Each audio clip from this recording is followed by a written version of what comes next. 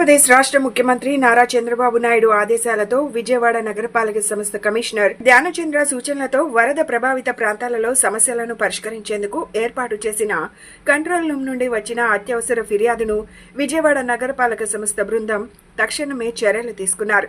వాంబే కాలనీలో శనివారం ఉదయం 2 గంటలకు నొప్పులతో బాధపడుతున్న గర్భిణీ స్త్రీను సింగినగర్ ఫ్లైఓవర్ వరకు తరలించే దారిలో విజయవాడ నగరపాలక సంస్థ బోటులోనే నొప్పులతో ఉన్న గర్భిణీ స్త్రీ ప్రసవమైంది.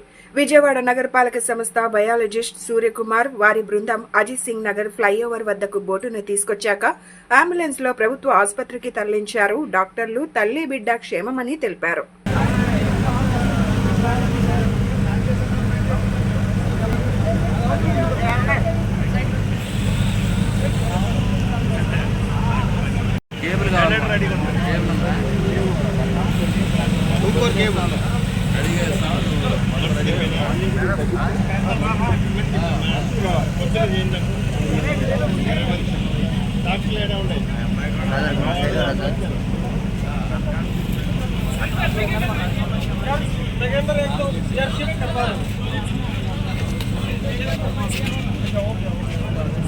ठीक है